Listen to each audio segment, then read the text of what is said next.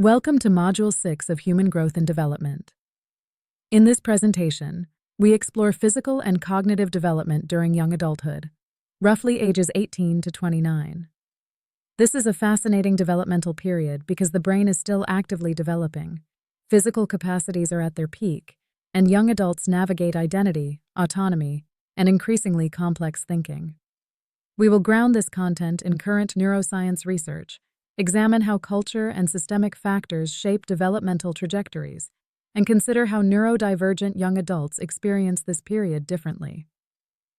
We will also revisit Maya and Daniel Rivera Thompson as young adults to apply these concepts to our ongoing case study. As you listen, think about your own journey through young adulthood and the clients you may work with who are navigating this stage. Let us begin. Jeffrey Jensen. Arnett introduced the concept of emerging adulthood in 2000, arguing that ages 18 to 29 represent a distinct developmental stage. He identified 5 defining features: identity exploration, instability, self-focus, feeling in between, and a sense of possibility. Today, internal markers like accepting responsibility, making independent decisions, and becoming financially independent matter more than marriage or parenthood. However, we must examine this framework critically. Arnett developed his theory primarily with white middle-class college students. Scholars like Said and Mitchell argue that it does not reflect the experiences of young adults from collectivist cultures, indigenous communities, or economically marginalized backgrounds, where adult responsibilities begin much earlier. The luxury of identity exploration is not equally available. Additionally, neurodivergent young adults with ADHD, autism, or learning differences may experience these transitions on a different timeline, representing a distinct developmental pathway, not a delay. Now, let us turn to physical development in young adulthood. This section covers peak physical functioning, brain maturation, health behaviors, and how systemic factors create health disparities during this period. Young adults reach peak physical performance between the ages of 19 and 26.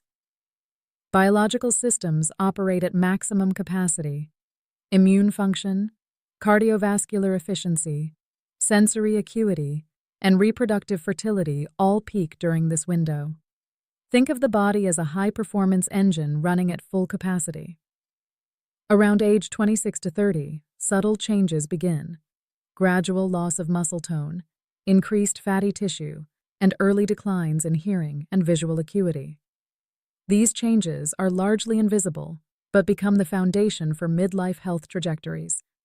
The lifestyle choices made during this period, including diet, exercise, sleep, and substance use, set the stage for decades to come. This is why counselors working with young adults attend to health behaviors as part of whole-person wellness. Young adults are often the healthiest population, virtually exempt from chronic disease. The leading cause of death is unintentional injury, not disease. Mortality rates triple between adolescence and young adulthood as injury, homicide, and substance use peak. We cannot talk about physical health without examining disparities. Black young adults experience higher rates of hypertension and lower insurance coverage. Indigenous young adults face disproportionate substance-related mortality driven by historical trauma and underfunded health systems. LGBTQ+ young adults report higher rates of mental health concerns and barriers to affirming health care. As counselors, we must resist the temptation to frame health outcomes as purely individual choices.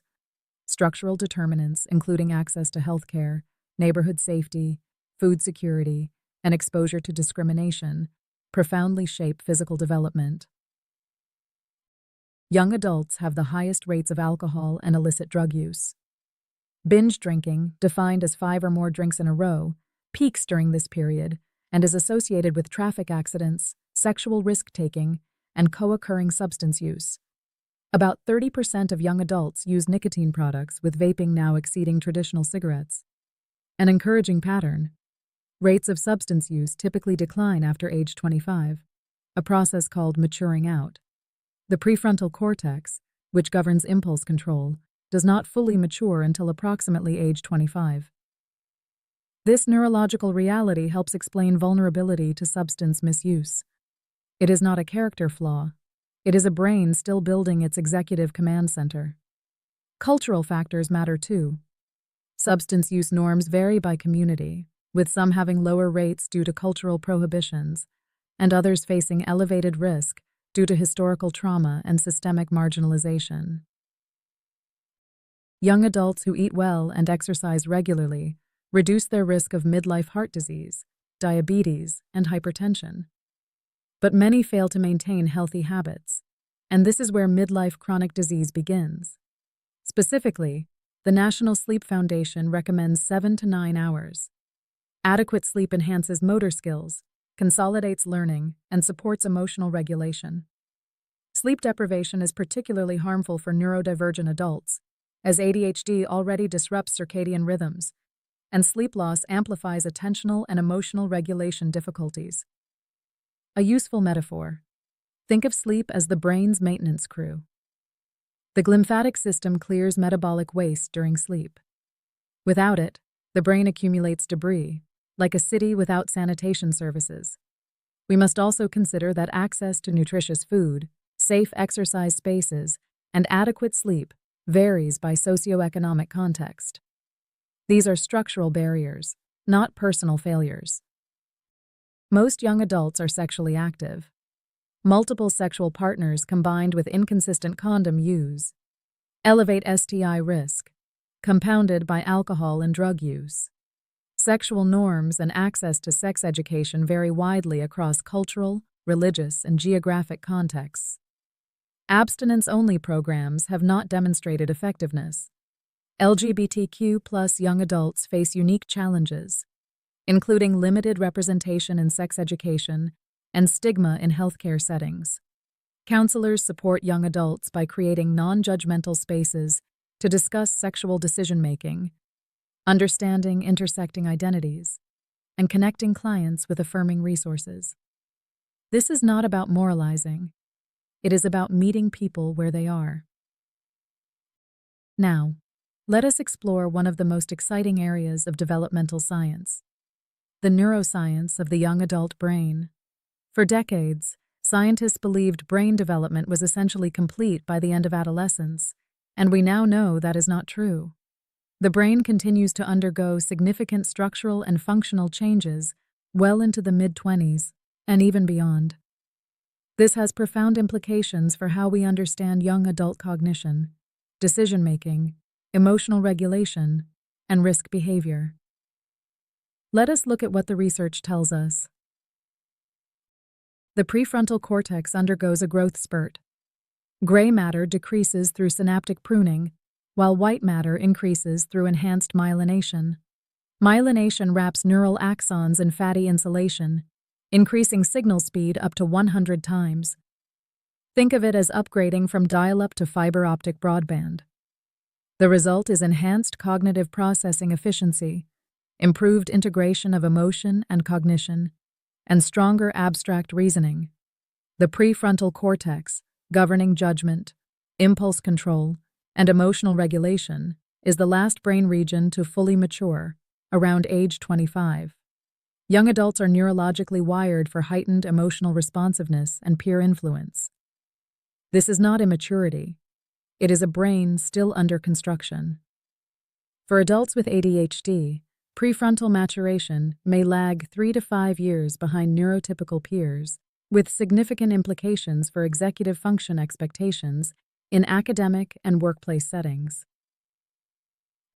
Let us apply this to our case. Maya, in her mid-20s, managed ADHD while completing nursing school and navigating bicultural identity. Her ADHD means delayed prefrontal cortex maturation, explaining executive function challenges during pregnancy and postpartum. Daniel learned emotional communication that his family never modeled, reflecting later maturation of circuits integrating cognition and emotion. Both navigated the hallmarks of emerging adulthood while transitioning to parenthood, a process that reorganizes neural pathways for caregiving and empathy. Maya's bicultural navigation adds cognitive and emotional labor that monocultural peers do not experience, including code switching, managing microaggressions, and maintaining heritage connections. A counselor could help them recognize their differences as developmental and cultural, not as deficits in either partner. Let us now turn to cognitive development. Young adulthood is marked by qualitative shifts in how people think. The transition from adolescent formal operations to adult post-formal thought represents one of the most significant cognitive transformations of the lifespan. We will examine multiple theoretical perspectives, consider cultural and neurodivergent dimensions, and connect these ideas directly to counseling practice with young adult clients. Piaget considered formal operations the final stage of cognitive development. Contemporary theorists argue that adult cognition goes further. Post-formal thought emerges in young adulthood and features relativistic thinking, tolerance for ambiguity and contradiction, cognitive flexibility, and integration of emotion with logic. If formal operations is like a calculator that gives correct answers, post-formal thought is a wise advisor who says, "The answer depends on what you value and your context." This transition can be uncomfortable, producing anxiety, disorientation, and a sense of meaninglessness. Counselors may encounter young adults struggling with this shift in relationships, career decisions, identity, and values. Understanding this as a developmental process, not a pathology, is essential. Perry proposed 4 categories of intellectual and ethical development based on his research with college students. Dualism features polarized right or wrong thinking, where authorities hold absolute truth. Multiplicity recognizes that legitimate multiple viewpoints exist. Relativism understands that truth is contextual and depends on the situation and frame of reference. Commitment within relativism involves choosing and adhering to personal commitments while maintaining awareness and respect for divergent perspectives. This is the hallmark of mature adult thinking, an important cultural critique. Perry developed this model in the 1960s with predominantly white, male, elite college students at Harvard. This significantly limits its generalizability across gender, culture, socioeconomic class, and educational context. We can appreciate the trajectory from rigid to flexible thinking while acknowledging these limitations. Belenky and colleagues proposed women's ways of knowing as a direct response to Perry's male-centered framework. Their model moves through 5 perspectives. Silence, characterized by passivity and voicelessness. Received knowledge, learning by listening to authorities. Subjective knowledge, recognizing oneself as an authority. Procedural knowledge, using systematic analysis and distinguishing between separate knowing, which is detached and analytical, and connected knowing, which is empathic and relational, and constructed knowledge, understanding all knowledge as constructed with high tolerance for ambiguity. This model challenged Perry by centering women's relational ways of knowing. It has been critiqued for essentializing gender and underrepresenting women of color. The takeaway for counselors: cognitive development is not one size fits all, and how people come to trust their own knowledge is shaped by gender, power, and cultural context. Cognitive affective complexity describes the capacity to integrate emotion and rational reasoning when solving problems and making decisions. This capacity develops gradually as the prefrontal cortex and limbic system become better connected through myelination and neural pruning. At lower levels, emotions either cloud judgment or are suppressed in favor of pure logic. At higher levels, individuals can hold multiple emotions simultaneously and use emotional information as data for decision-making. For example, a young adult who feels both anxious about a job change and excited about new possibilities, and who uses both emotions to make a thoughtful decision, demonstrates cognitive affective complexity. Autistic adults may experience alexithymia, difficulty identifying and describing emotions, which affects this integration differently but does not indicate lower complexity. Counselors can assess clients' level of complexity and tailor interventions accordingly. Let us talk about the distinction between fluid and crystallized intelligence. Fluid intelligence is the ability to think logically and solve novel problems in unfamiliar situations. It relies on processing speed, working memory, and pattern recognition. Fluid intelligence peaks in late adolescence to the mid-20s and gradually declines.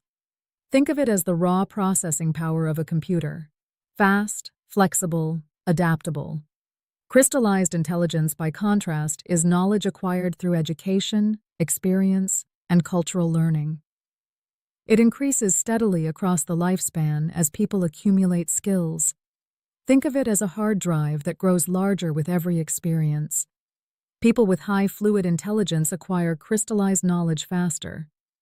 The two work together across adulthood. As fluid intelligence gradually declines, crystallized intelligence compensates with deeper expertise and accumulated wisdom. Convergent thinking derives single correct answers to problems, emphasizing speed, accuracy, and logic, and it is valued in standardized testing and traditional academic contexts. Divergent thinking generates multiple possible solutions and is essential for creativity. Research shows divergent thinking peaks in young adulthood and declines slowly thereafter. Here is where neurodivergence becomes particularly interesting. Research by White and Shaw demonstrated that ADHD is associated with enhanced divergent thinking and creative ideation.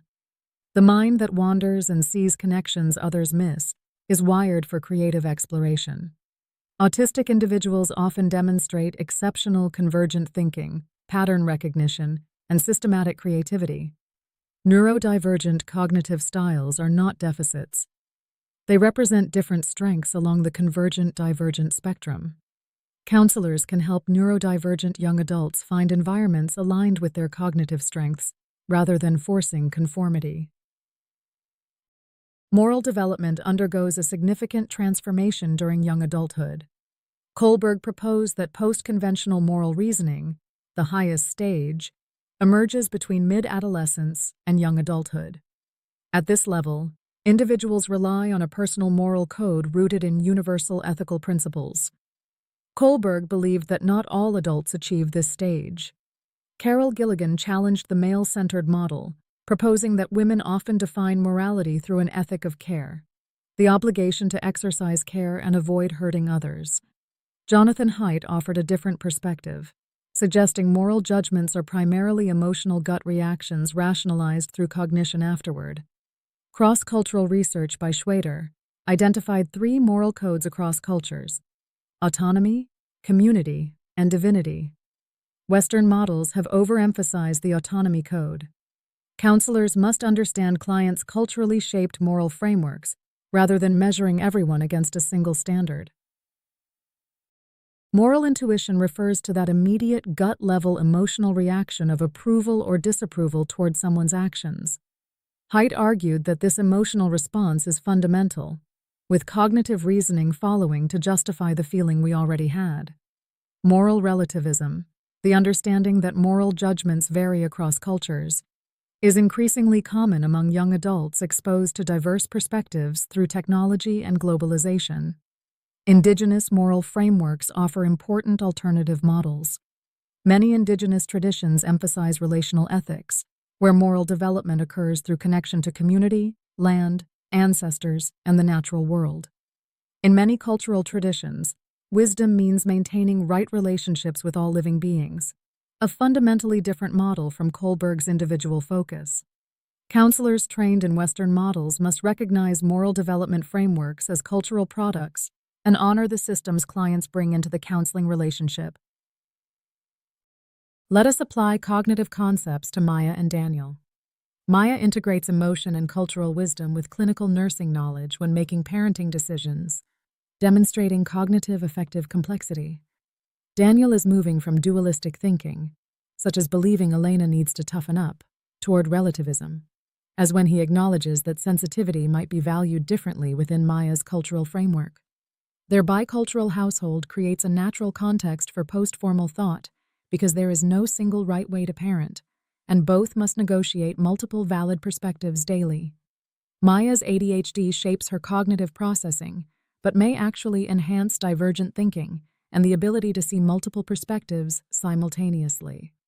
A counselor working with this couple could help them recognize their cognitive differences as developmental and cultural strengths rather than as deficits in either partner. I want to explicitly address neurodivergence across young adulthood. Many neurodivergent adults receive their first diagnosis during this period, particularly women and people of color, who were missed by childhood screening systems historically normed on white boys. Late diagnosis can bring both relief, finally understanding why things felt so hard, and grief about support that was not available earlier. Counselors should hold space for both responses. Executive function differences in ADHD, sensory processing in autism, and processing speed variability all shape how neurodivergent young adults navigate education, employment, and relationships. The strength-based reframe is essential. Hyperfocus, pattern recognition, creativity, and persistence are genuine assets. Our job is not to make neurodivergent people fit neurotypical molds, but to help them build lives that work with their neurology, not against it. Let us close with 6 counseling implications. First, normalize the developmental process. Cognitive uncertainty, identity exploration, and emotional volatility are developmentally expected, not pathological. Second, attend to brain development. When young adults make impulsive decisions, remember their prefrontal cortex is still maturing, so meet the brain where it is. Third, address health behaviors holistically, linking physical health to overall wellness while accounting for systemic barriers. Fourth, center culture and assess how clients' backgrounds shape their experience of adulthood. Fifth, screen for neurodivergence in young adults presenting with academic, employment, or relational difficulties. A neurodevelopmental lens can transform case conceptualization. Sixth, support post-formal development by helping clients tolerate ambiguity, integrate emotion with reasoning, and make meaning of complex life circumstances. This slide and the next contain references cited throughout the presentation for your review and further reading. Here are the remaining references. I encourage you to explore sources on brain development, cultural critiques of developmental theory, and the intersection of neurodivergence and young adult development. Thank you for engaging with this material. Young adulthood is not a destination. It is a construction zone. The brain is still building, identity still forming, cognitive complexity still emerging. Our job as counselors is to understand the blueprints, honor the families, communities, and cultures that shape development, and trust the process even when it looks different from what textbooks predict. Bring these lenses with you: neuroscience, culture, systems, neurodivergence, and strengths. They will serve you well not only with the Rivera-Thompson family but with every client who walks through your door. Thank you.